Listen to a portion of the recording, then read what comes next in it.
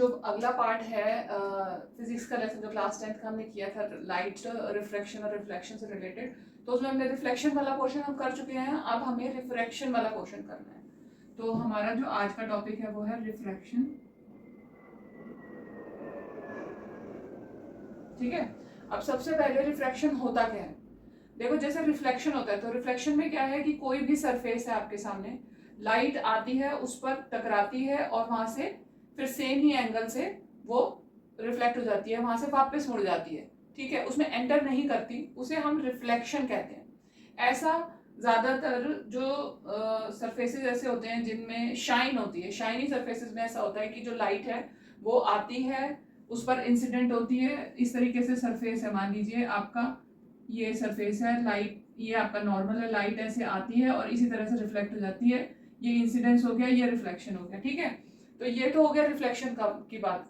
जब लाइट किसी भी मीडियम में एंटर करती है तो जो प्रोसेस होता है लाइट का वो रिफ्लेक्शन होता है।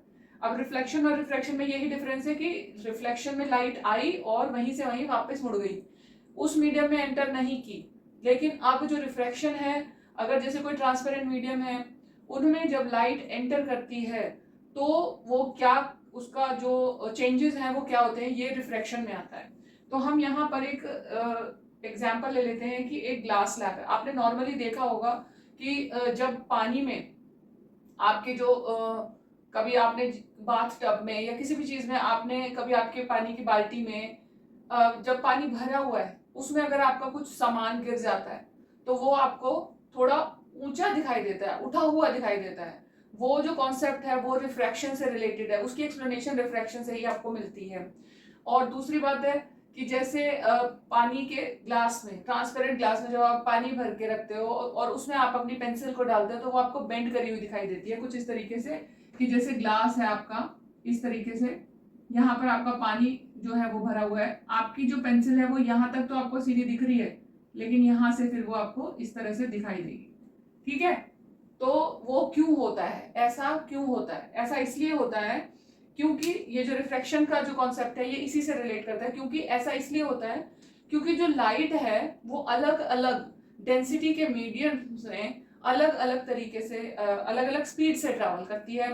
और इसीलिए जब हमारी जो लाइट है, मान लो ये जो ये ग्लास हमारा था, ट्रांसपेरेंट ग्लास जो था, इसमें ये जो मीडियम है ये एयर है, सराउंडिंग है हमारी, हमारी जो पेंसिल है वो एयर में है उस वक्त। और जैसे ही वो पानी में एंटर करती है तो जो रेज है, लाइट रेज जो हमारी हमारे जो आंखों में उसका जो वो बन रहा है, रिफ्लेक्शन पड़ने से जो हमारी इमेज क्रिएट हो रही है, वो इमेज क्रिएट होने के लिए हमारे क्या जो रेज है वो हमारी आईज में जहां पर जा रही हैं, तो वो कैसे जो उसका एंगल है वो चेंज हो जाता है, स्पीड चेंज हो जाती है लाइट की, तो हमारे लिए वो जो इमेज है वो चेंज हो जाती है। ठीक है, तो अब ये एक ग्लास स्लैब हमने मान लिया कि ये एक ग्लास स्लैब है। ठीक है, अब यहाँ ये ग्लास स्लैब है और ये जो ऊपर वाला मीडियम है ये एयर है। तो हम यहाँ पर ऑब्जर्व करेंगे कि किस तरीके से रिफ्रैक्शन होता है। अब हम यहाँ पर मान लेते हैं एक इमेजिनरी लाइन हमने क्रिएट कर ली, इसे हम नॉर्मल कहते हैं, जो परपेंडिकुलर टू द सरफेस है, जो कॉन्टैक्ट सरफेसेस का हो रहा है उस सरफेस पर ये एक इमेजिनरी लाइन है जिसे हम नॉर्मल कहते हैं। यहां से लाइट रे आती है इस तरीके से,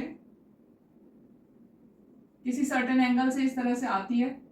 ये जो नॉर्मल है हमने जो पॉइंट ऑफ इंसिडेंस है वहीं पर बनाया है। ठीक है, तो यहां से लाइट आती है, एंटर करती है ट्रांसपेरेंट मीडियम में और थोड़ा सा बेंड हो जाती है इस तरीके से। यहाँ पर बेंड होने के बाद ये वापस जब इस मीडियम से बाहर निकलती है ना तो वापस उसी एंगल पे आती है। ये जो एंगल है ये आपका वापस वही एंगल होगा जो कि ये था, क्योंकि जो ये दो मीडियम है ना, ये दोनों मीडियम तो सेम है, ये एयर है ये भी एयर है, एयर सराउंड कर रही है ग्लास को, ग्लास की जो स्लैब है उसे, और ये ग्लास है, ये थिकर मीडियम है, डेंसर मीडियम है, ये रेयरर मीडियम है। इसीलिए आपको यहाँ पर इसकी डेंसिटी कम है, इसकी डेंसिटी ज्यादा है। तो जहां पर लाइट की डेंसिटी मीडियम की डेंसिटी ज्यादा होगी वहां पर लाइट की स्पीड कम होगी।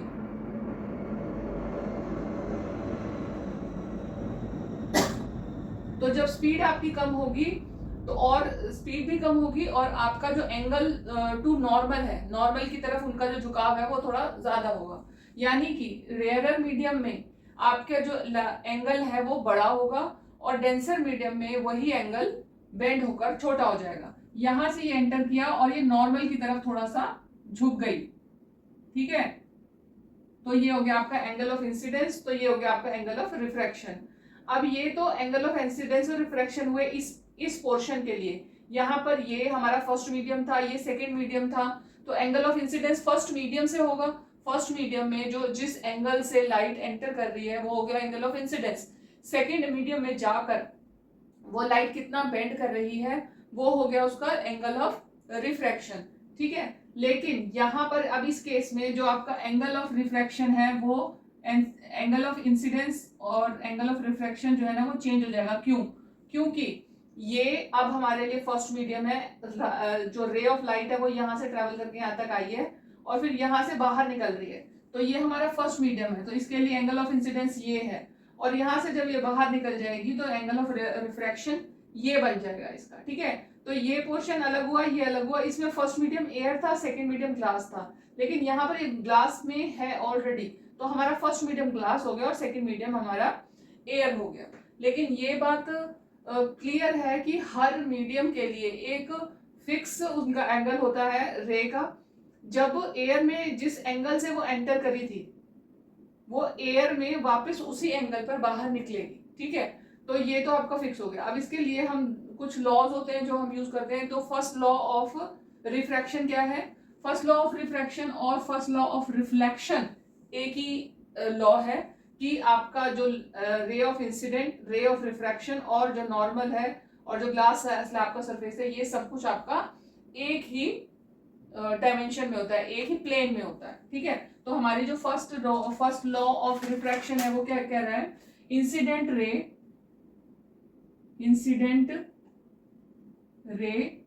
रिफ्रैक्टेड रे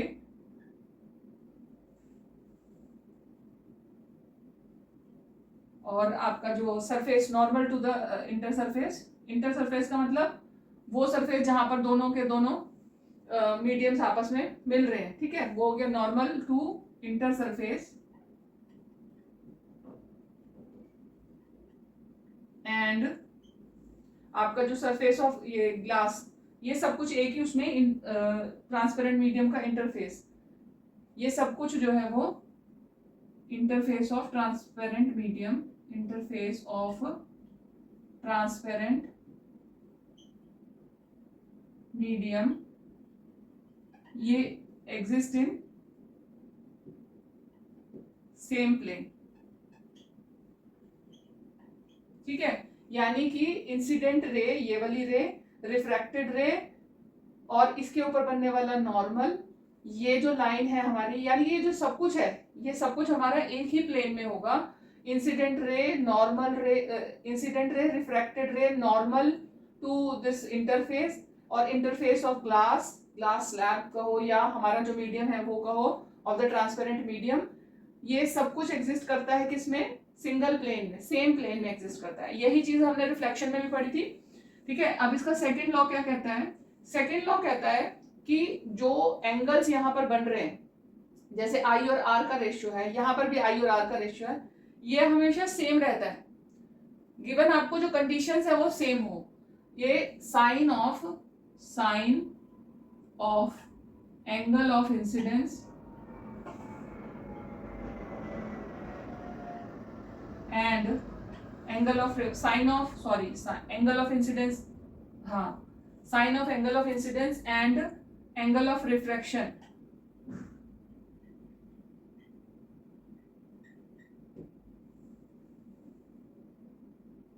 इन दोनों की रेशियो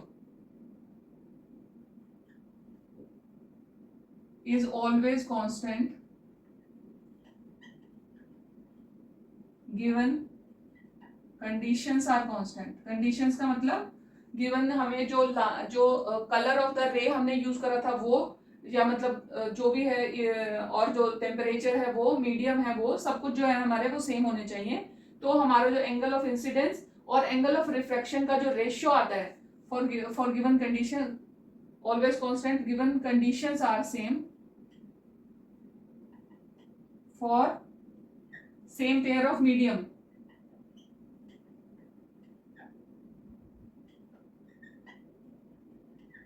ठीक है, यानी कि ये जैसे I बना है, R बना है, तो sine I upon sine R हमेशा कांस्टेंट ही आएगा, कांस्टेंट ही आएगा अगर हमारे जो मीडियम्स हैं वो भी सेम है और हमारे जो कंडीशंस है वो भी सेम है। कहने का मतलब है कि सेम मीडियम्स के लिए हमेशा जो रेशियो है वो सेम ही आएगी। अगर मैंने यहाँ पर एयर और ग्लास लिया है तो मैं कहीं पर भी एयर और ग्लास के लिए मैं स्टडी करूंगी तो मेरी जो रेशियो है साइन आई और साइन आर की वो सेम ही आएगी, कांस्टेंट आएगी हमेशा। अगर मैं जो लाइट ऑफ रे है वो सेम ही फ्रीक्वेंसी की मैं यूज कर रही हूँ, मतलब कंडीशंस अगर सेम है और मीडियम भी सेम है तो कांस्टेंट जो इनकी रेशियो है वो भी हमेशा सेम ही आती है।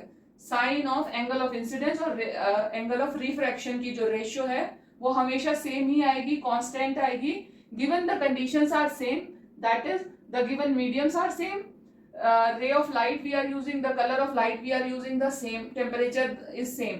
यानी कि गिवन कंडीशन सेम होने पर हमारा जो कांस्टेंट जो रेशियो है वो हमेशा के लिए कांस्टेंट होता है। मीडियम अगर सेम है तो हमारा रेशियो हमेशा कांस्टेंट होता है। जो ये रेशियो निकाली गई इसको हम यहाँ पर इसको हम रिफ्रैक्टिव इंडेक्स के तरह से भी यूज करते हैं और रिफ्रैक्टिव इंडेक्स के लिए हम हमेशा रेफरेंस के लिए जो है ना एयर को ही चूज करते हैं क्योंकि एयर इजिली अवेलेबल मटेरियल है, मीडियम है, उसके साथ आप किसी को भी कंपेयर कर सकते हो।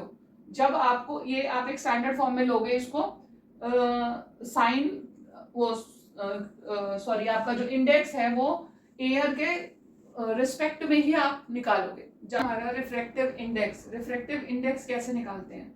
रिफ्रैक्टिव इंडेक्स जो है वो हमारे जो अलग अलग मीडियम हम यूज करते हैं उन मीडियम्स की में ट्रैवल करने वाली जो लाइट की वो है स्पीड है, क्योंकि हर मीडियम में स्पीड ऑफ लाइट डिफरेंट होती है। जितना ज़्यादा डेंस मीडियम होता है स्पीड लाइट की उतनी कम हो जाती है। तो हम यहाँ पर जो स्टैंडर्ड मतलब रेफरेंस के लिए जो लेते हैं वो हम लाइट को जो है ना वैक्यूम में जो उसकी लाइट को की जो वो होती है स्पीड होती है उसे हम रेफरेंस में लेते हैं और उसको विद रिस्पेक्ट टू वैक्यूम की जो लाइट है हम बाकियों के लिए हम उसका रेशियो फाइंड आउट करते हैं। तो रिफ्रैक्टिव इंडेक्स बेसिकली जो हम निकालते हैं वो स्पीड ऑफ लाइट्स की रेशियो से निकाला जाता है। ठीक है, तो जैसा मीडियम होगा, मीडियम अगर डेंस है तो हमारी जो लाइट की स्पीड है वो ज्यादा कम होगी। जितना डेंस मीडियम होगा लाइट उतनी स्पीड ऑफ लाइट उतनी ही कम होगी। ठीक है, तो इस तरीके से हम रिफ्रैक्टिव इंडेक्स निकालेंगे। तो हमारा जो है वो इंडेक्स निकालने का तरीका क्या है रिफ्रैक्टिव इंडेक्स का कि मैंने अगर मान लो मेरे पास एक ब्लॉक है किसी भी चीज का, ये 1 मीडियम है, ये 2 मीडियम है, तो मुझे 2 का refractive index with respect to 1 find out करना है। 2 का with respect to 1 find out करना है तो हम कैसे फाइंड आउट करेंगे? इसे हम n2 1 से रिप्रेजेंट करेंगे और इसमें speed of light in medium 1 upon speed of light in medium 2। ठीक है, और मैं इसे कहूंगी क्या refractive index with of medium 2 with respect to 1। ठीक है, रिफ्रैक्टिव इंडेक्स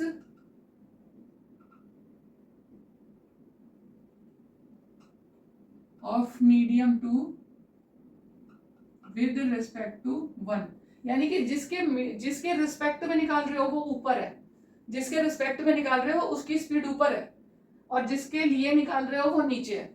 अगर मैं कहूं n12 यानी कि यहां पर क्या होगा, ये होगा refractive index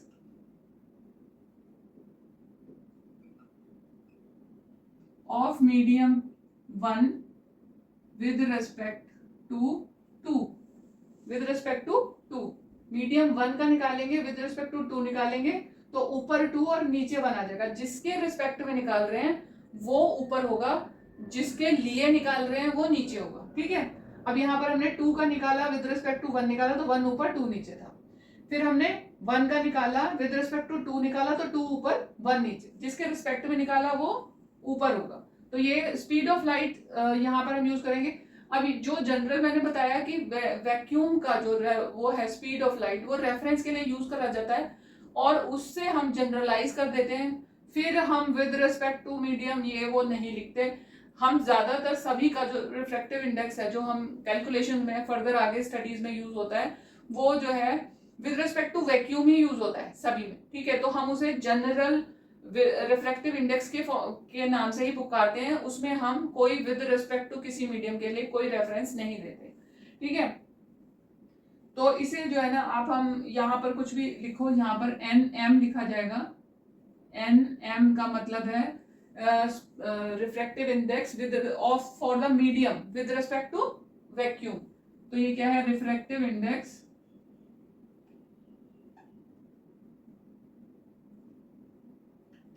of medium with respect to vacuum. यानी कि अब जिसके रिस्पेक्ट में निकाला जाता है उसकी स्पीड तो ऊपर होती है ना, तो यहां पर आ जाएगा वेलोसिटी या speed of light in vacuum, क्योंकि जिसके रिस्पेक्ट में निकालते हैं वो ऊपर होता है। फिर speed of light in medium, जिस भी मीडियम के लिए आप निकाल रहे हो। तो ये हो गया आपका रिफ्रैक्टिव इंडेक्स जनरल फॉर्म में विद रिस्पेक्ट टू वैक्यूम, मतलब सबके लिए निकाला जाता है, ठीक है। अब है ऑप्टिकल डेंसिटी। ऑप्टिकल डेंसिटी क्या होती है?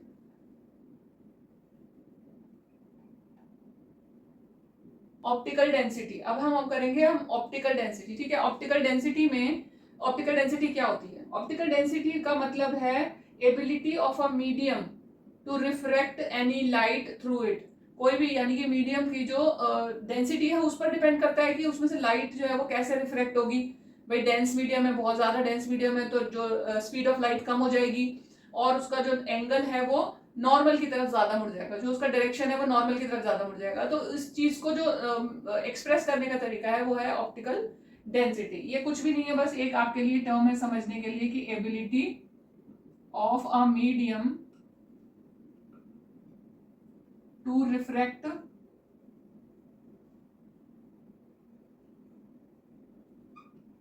ability of a medium to reflect a light, ठीक है। Ability of a medium to refract light, उसे हम ऑप्टिकल डेंसिटी कहते हैं, ठीक है। अब है रिफ्रैक्शन। अब लेंस के बारे में बात करते हैं। रिफ्रैक्शन लेंस के लिए, लेंस दो तरीके के हम यहाँ पर यूज करेंगे। जब हम रिफ्लेक्शन कर रहे थे तो हमने मिरर के बारे में बात की थी, और अब हम रिफ्रैक्शन कर रहे हैं तो हम लेंस के बारे में बात करेंगे। लेंस दो तरीके के होते हैं। एक लेंस होता है कन्वेक्स लेंस। कन्वेक्स लेंस में दोनों उसके सरफेस जो है वो कन्वेक्स सरफेसेस होंगे, और एक होता है अभी जो आप पढ़ रहे हो उसमें तो एक कन्वेक्स और एक कॉनकेव होता है। एक फिर आगे चल के कॉनकेव कॉन्वेक्स का भी एक वो होता है कि दोनों सरफेस, एक कॉन्वेक्स है और एक कॉनकेव है, इस तरीके का भी लेंस होता है। लेकिन आप लोग यही दो तरीके के लेंसेस पढ़ोगे, ठीक है। तो ये है कॉन्वेक्स लेंस, इसके दोनों सरफेस जो है वो कन्वेक्स सरफेसेस हैं। ये है कॉनकेव लेंस। अब जैसे पहले हमने किया था तो जो मिरर के बारे में किया था, तो जब हम मिरर के बारे में कर रहे थे तो हमने कन्वेक्स को डाइवर्जिंग, कन्वेक्स मिरर को हमने डाइवर्जिंग और कॉनकेव मिरर को हमने कन्वर्जिंग कहा था। तो मिरर में क्या होता था कि जैसे ये आपका मिरर है, ये कॉनकेव मिरर है, ठीक है ना। इस पे लाइट आती थी, इस तरीके से पैरेलल लाइट आती थी, तो वो यहाँ फोकस में इस तरीके से मुड़ जाती थी, यहाँ से आती थी, यहाँ पे बेंड होकर इस तरह से आ जाती थी, तो इसीलिए इसे कन्वर्जिंग कहा जाता था, ठीक है। और जो कॉन्वेक्स होता था उसमें क्या होता था, वो बाहर की तरफ चली जाती थी इस तरीके से, ये ऐसे आती थी और ऐसे चली जाती थी, और इसका फोकस जो है वो, इसका जो इसमें जो बनने वाली इमेजेस है वो वर्चुअल और डायरेक्ट बनती थी।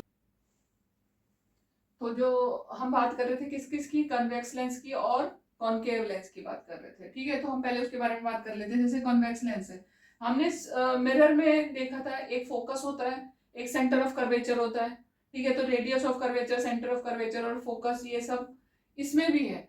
और लेकिन इसमें एक और बात है कि इसमें दो हैं, इसमें दो सरफेसेस काम कर रहे हैं ना, तो इसमें जैसे इस सरफेस के लिए एक ये वाला सरफेस अगर हमने देखा तो इस सरफेस के लिए हमारा फोकस इधर है, और इसका भी एक सेंटर ऑफ कर्वेचर तो होगा ही ना।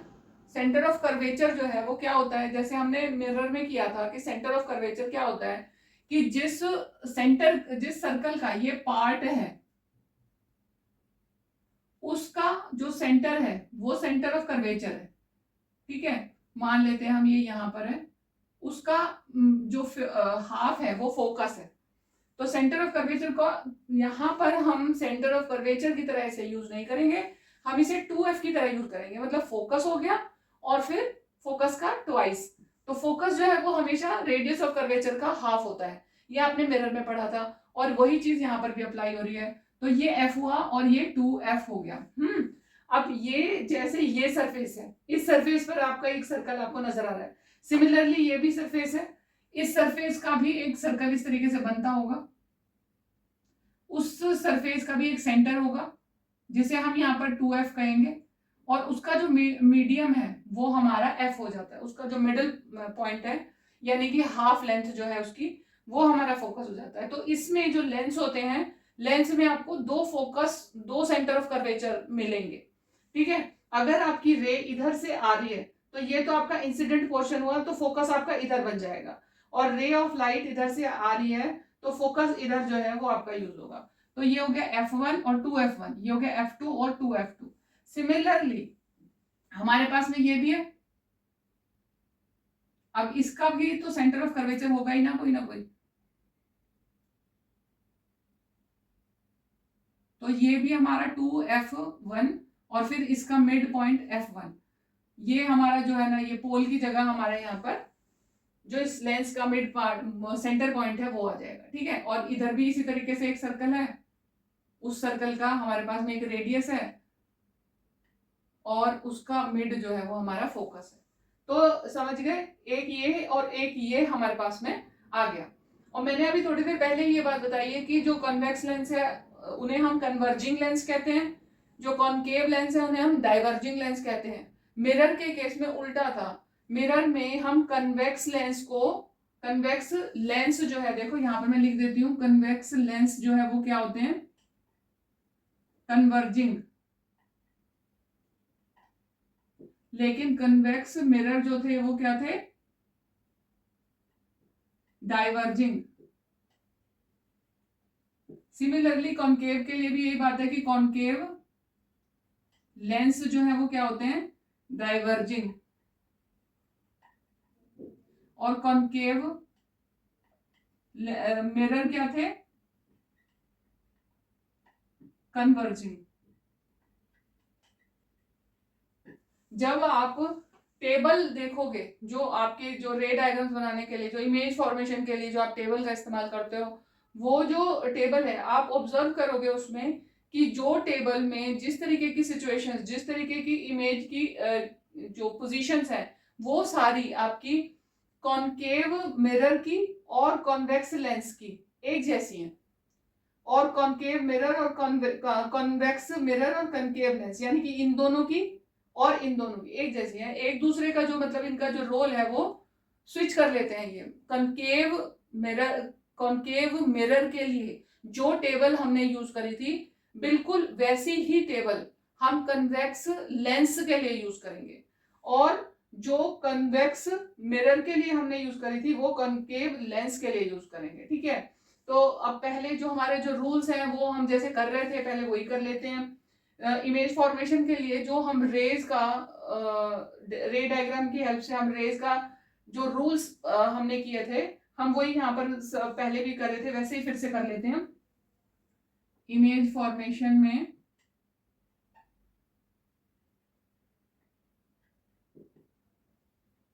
ठीक है, इमेज फॉर्मेशन में सबसे पहला जैसे हमने मिरर में किया था कि जब हमारी जो प्रिंसिपल एक्सिस है उसके पैरेलल जो रेज आती हैं वो फोकस पे बेंड हो जाती हैं, तो लेंस में भी यही होता है। जो कन्वेक्स लेंस है ये हमारी जो प्रिंसिपल एक्सिस हो गई, और ये f1 2f1 F2 to F2, ठीक है। यहाँ से रे आएगी इस तरीके से, और ये इसका ये सेंटर की लाइन समझ लो आप, रे इस तरीके से आएगी और F2 में बेंड हो जाएगी, ठीक है। कन्वेक्स के लिए क्या होगा, प्रिंसिपल एक्सिस में के पैरेलल लाइन आएगी इस तरीके से। अब फोकस तो दोनों तरफ है, इधर भी F1 है, 2F1 है, और इधर F2 है, 2F2 है, ठीक है। तो लाइन रे इस तरीके से इंसिडेंट होती है, यहाँ पर आती है, यहाँ तक आती है, ये इसका सेंटर है, और यहाँ तक आकर ये यहाँ से डाइवर्ज हो जाती है, अपीयर होते हुए कि ये फोकस में जाकर बेंड कर रही है, ठीक है। पहली तो ये बात हो गई कि जब हमारी रे जो है वो पैरेलल, मिरर की तरह ही पैरेलल जब आती है तो वो फोकस में चली जाती है, उसमें जो है ना मिरर का जो फोकस होता था उसमें जाती है। यहाँ लेंस के पास आर पार दूसरा फोकस है तो ये दूसरी तरफ जाएगी, उसमें ऐसा नहीं होता, तो उसमें तो रिफ्लेक्शन थी तो वो दूसरे उसी साइड पे मुड़ जाएगी, ठीक है। तो दूसरा हमारे पास क्या है, दूसरा जो सिचुएशन है वो भी मिरर की तरह ही हमने जो रे का किया था कि लाइन जो है वो हमारी फोकस से होकर गुजरेगी, वो बाद में पैरेलल चली जाएगी। जो फोकस से होकर गुजरेगी इस तरीके से, वो बाद में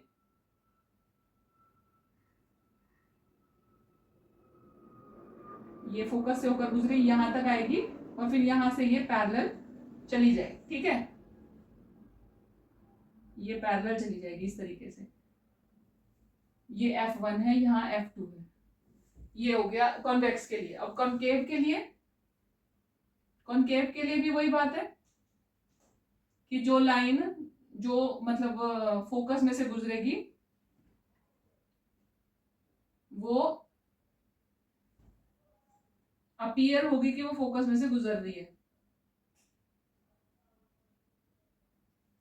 ये इस फोकस में से गुजरती हुई अपीयर हो रही है, बट ये यहां से स्ट्रेट हो जा रही है, यहां से आई और अपीयर हो रही है कि फोकस में से गुजरती है, लेकिन वो स्ट्रेट चली जा रही है ये इधर की तरफ। केवल आपको एक वर्चुअल इमेज मिल रही है इसकी, ठीक है। ये हो गया आपका वो दो रूल्स हो गए। तीसरा रूल है आपका कि जैसे आपने पहले हमने उसमें किया था, सेंटर ऑफ कर्वेचर में जो हमारा रे पास करती थी वो उसी पाथ पे वापस चली जाती थी। तो यहाँ पर क्या है कि जो रे है वो सेंटर ऑफ, जो हमारा जो पहले तो सेंटर ऑफ कर्वेचर की बात थी ना, जो ये हमारा ऑप्टिकल सेंटर है लेंस का, इसमें से जो रे पास करती है वो इसी पर ही वापस मुड़ जाती है, चाहे वो कॉन्केव के लिए हो चाहे वो कन्वेक्स के लिए हो, ठीक है। जो ऑप्टिकल सेंटर में से गुजरती है वो उसी पर वापस मुड़ जाती है।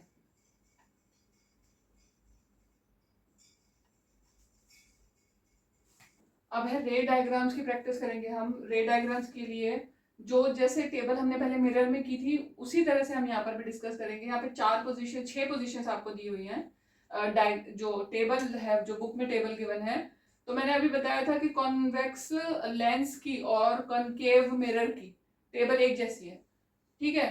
तो जो कन्वर्जिंग लेंस है दोनों ही, मतलब एक कन्वर्जिंग है मिरर है, एक कन्वर्जिंग लेंस है, तो जो कन्वर्जिंग है उनकी टेबल एक जैसी है, जो डाइवर्जिंग है उनकी टेबल एक जैसी है, ठीक है। तो यहाँ पर हम पहले कॉन्वेक्स की टेबल को डिस्कस करेंगे। कन्वेक्स मिरर के कन्वेक्स लेंस के लिए उन्होंने हमें 6 पोजीशंस गिवन है। 6 पोजीशंस में से सबसे पहली जो पोजीशन है वो है एट इंफिनिटी। एट इंफिनिटी का मतलब है एक इतना बड़ा डिस्टेंस कि आप उसे as compared to your lens calculate नहीं कर पाते हो, या फिर वो as compared to your lens, size of your lens बहुत बड़ा है तो उसे हम इंफिनिटी मान लेंगे, ऑब्जेक्ट हमारा इंफिनिटी पे, ठीक है। तो उसके लिए सबसे पहले ये है आपका ऑप्टिकल सेंटर, ये है F2 2F2, ये इधर हो गया F1 और ये हो गया 2F1। अभी हमने पहले बात की थी कि जो रूल अभी हमने किया था उसके अकॉर्डिंग जो रेज है जब पैरेलल आती हैं वो एक्सिस के, तो वो सारी की सारी आकर फोकस पे बेंड हो जाती है, फोकस पे कन्वर्ज होती है, मिल जाती हैं। तो यहाँ पर क्या है कि जब इंफिनिटी पे कोई ऑब्जेक्ट है तो आपकी जो रेज है वो सारी की सारी आप कंसिडर करोगे कि वो पैरेलल ही आ रही है, ठीक है। और ये सारी आकर फोकस पे बेंड हो रही है।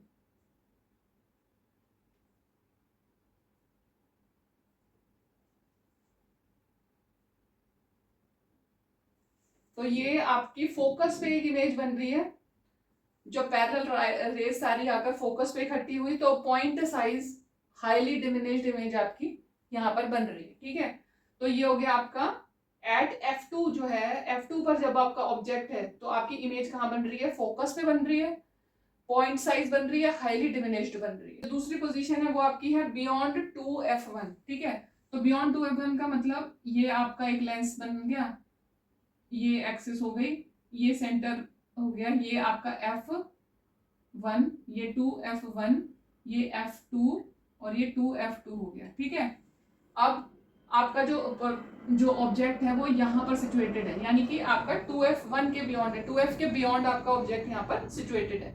इससे जो इसकी जो इमेज बनेगी उसके लिए एक रे तो आपकी सीधी जाएगी और वो फोकस में से पास ऑन करेगी, और दूसरी रे जो आपकी जाएगी वो सीधी आपकी ऑप्टिक जो आपका सेंटर है वो उसमें से पास करेगी। ठीक है, लेंस के सेंटर में से ये जहां पर जाकर मिलेंगी वहां आपकी इमेज बन जाएगी एक, और वो जो सिचुएशन जो पोजीशन है वो क्या है, F और F2 और 2F2 के बीच में आपकी इमेज बनेगी, वो रियल और इन्वर्टेड बनेगी। ठीक है, और डिमिनिश्ड बनेगी, यानी कि जो ऑब्जेक्ट का साइज है उससे छोटी इमेज यहाँ पर बनेगी। तो ये पहली पोजीशन थी इंफिनिटी, दूसरी थी बियॉन्ड F, बियॉन्ड 2F। ठीक है, और ये हो गई, इसमें क्या हुआ था, पॉइंट साइज इमेज बनी थी, इसमें आपकी बियॉन्ड 2F ऑब्जेक्ट था, तो आपकी दो रेज पैरेलल आई और फोकस में से चली गई, दूसरी आपके ऑप्टिकल सेंटर में से चली गई, और दोनों जहां पर आकर मिली वो था पोजीशन आपकी F और 2F के बीच में, रियल और इन्वर्टेड आपकी इमेज बन गई। ठीक है, अब है थर्ड में आपके जो ऑब्जेक्ट की पोजीशन है वो क्या है, ये F है, F1 है, ये 2F1 है। अब आपके ऑब्जेक्ट की पोजीशन जो है वो इन दोनों के बीच में है, 2F और F के बीच में कहीं पर। ठीक है, तो अब आपकी जो इमेज बनेगी वो कैसे बनेगी, इसके लिए आपकी पहला जो है एक तो आपका इसमें से पास करेगा, F2 2F2। ठीक है, तो ऑब्जेक्ट जो है वो आपका एक रे तो आपकी ऑप्टिकल सेंटर में से पास करेगी और दूसरी आपकी पैरेलल जाएगी और फोकस में से पास करेगी। तो आपकी जो इमेज है ना वो आपकी F2F के बियॉन्ड बनेगी, यहां से गई, फोकस में से पास करी, पैरेलल वाली लाइन आई, फोकस में से पास करी, और दूसरी जो है वो ऑप्टिकल सेंटर में से पास करेगी, तो वही वैसी की वैसी मुड़ जाती है। ठीक है, तो आपकी जो इमेज बनी वो रियल और इन्वर्टेड बनी, लार्जर इन साइज बनी, लार्ज बनी, बड़े साइज की बनी। ठीक है, तो ये हो गई आपकी दो पोजीशन। फिर है आपकी एक पोजीशन, हमने एक पोजीशन मिस कर दी है यहाँ पर, पहली थी इंफिनिटी, दूसरी थी बियॉन्ड 2F। अब ये हमने 2F और F के बीच वाली पोजीशन तो डिस्कस कर ली, हमने 2F वाली पोजीशन नहीं डिस्कस करी, तो वो हम कर लेते हैं। ये F है, ये 2F है, तो ऑब्जेक्ट अब आपका 2F पे है।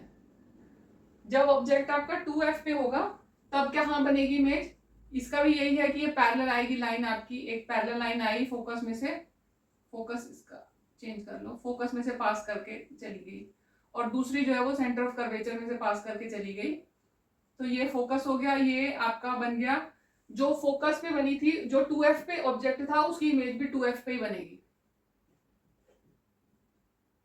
और सेम साइज की बनेगी। जो 2F पे ऑब्जेक्ट था उसकी इमेज 2F पे ही बनेगी और सेम साइज की बनेगी। ठीक है, तो हमने चार पोजीशन यहाँ पर डिस्कस कर ली। पहली इंफिनिटी थी, उसकी पॉइंट साइज इमेज बनी, फोकस पे बनी। दूसरा बना 2F1 के बियॉन्ड बनी, 2F के बियॉन्ड हमारा जो ऑब्जेक्ट था उसकी इमेज F और 2F के बीच में बनी। और उसके बाद तीसरी पोजीशन हमने डिस्कस करी F 2F के बीच में, F और 2F के बीच में हमारा ऑब्जेक्ट था, इसकी इमेज 2F के बियॉन्ड बनी। तीसरा हमने फिर से किया, ये बहुत ही आसान है, देखने में थोड़ा मुश्किल लगता होगा, इसमें कुछ नहीं है, आपको जैसे रेज है आपकी, आप अपनी रेज को with the help of your scale आप जब ड्रॉ करोगे तो वो अपने आप उसी पोजीशन पे जाकर लाइंस मिलेंगी, और जहां पर आपकी दोनों रेज मिल रही हैं वहीं आपका ऑब्जेक्ट की इमेज की पोजीशन होगी, ठीक है। तो वो आपको अपने आप ही मिल जाएगी। आपको रूल्स पता होने चाहिए। रूल्स बस एक यही होते हैं कि एक तो जब प्रिंसिपल एक्सिस के पैरेलल आपकी लाइन आती है तो वो फोकस में से निकलती है, और एक ऑप्टिकल सेंटर में से अगर जा रही है तो वो सीधी ही जाएगी, वो कहीं बेंड नहीं होती, ठीक है। ये दो रूल। और अगर प्रिंसिपल एक्सिस के पैरेलल आ रही है तो जो इन्फिनिटी है उसका मतलब प्रिंसिपल एक्सिस के पैरेलल ही आ रही है वो। अब तीसरी पोजीशन है हमारे, चौथी पोजीशन हमने कर लिया, पांचवी पोजीशन है हमारे पास फोकस। फोकस पे हमारा जो ऑब्जेक्ट है वो फोकस पे अगर है तो उसकी इमेज कहाँ बनेगी। अब ये तो फोकस है, फोकस पे जब फोकस पे कोई चीज प्रेजेंट है तो फिर वो ये F1 है, ये F1, ये F2, 2F2। तो जब फोकस पे कोई ऑब्जेक्ट है तो फोकस पे जो ऑब्जेक्ट है उसके लिए कैसे होगा, एक तो ऑप्टिकल सेंटर में से गुजर गई, ठीक है, एक लाइन ऐसे गई और वो फोकस में से गुजर गई, तो ये क्या है, ये दूर कहीं जाके आपकी मिलेगी।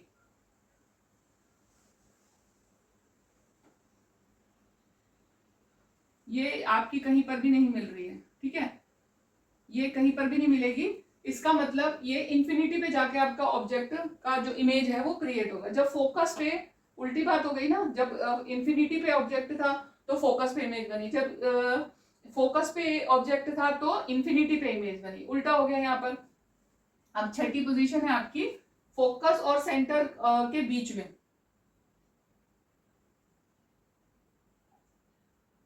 ऑप्टिकल सेंटर और फोकस के बीच में आपका आपका जो ऑब्जेक्ट है वो ऑप्टिकल सेंटर और फोकस के बीच में खड़ा हुआ है।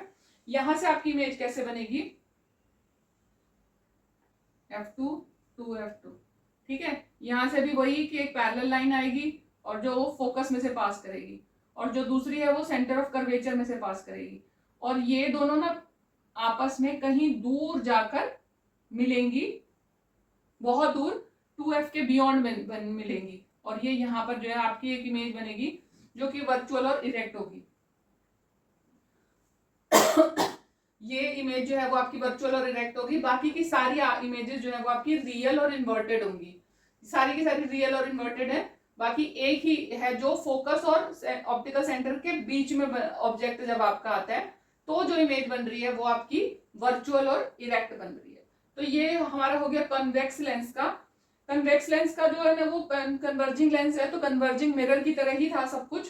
बाकी यहाँ पर हम अब बस उसकी दो पोजीशंस ही होती हैं। कॉनकेव के लिए केवल दो ही पोजीशन इन्होंने यहाँ पर डिस्कस करी, जैसे कि पहले कन्वेक्स मिरर के लिए की थी। तो यहाँ पर हम कर लेते हैं, कॉनकेव की भी कर लेते हैं।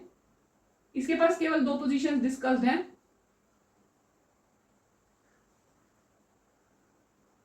ठीक है।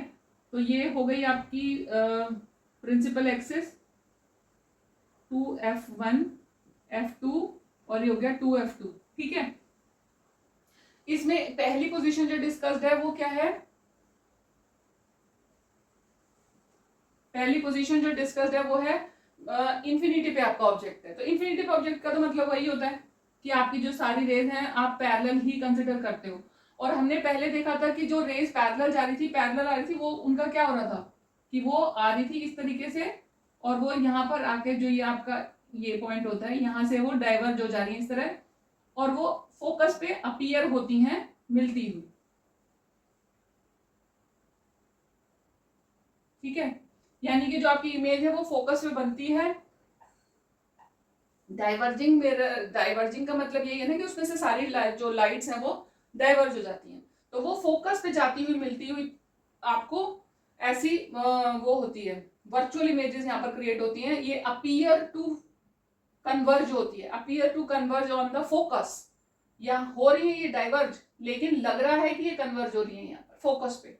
तो जो आपकी इमेज बनी वो यहाँ पर बनेगी, और कन्वेक्स सॉरी कॉनकेव लेंस में सारी इमेज, दो ही इमेज यहाँ पर डिस्कस्ड है, दोनों इमेज वर्चुअल बनती हैं, वर्चुअल एंड इरेक्ट बनती हैं।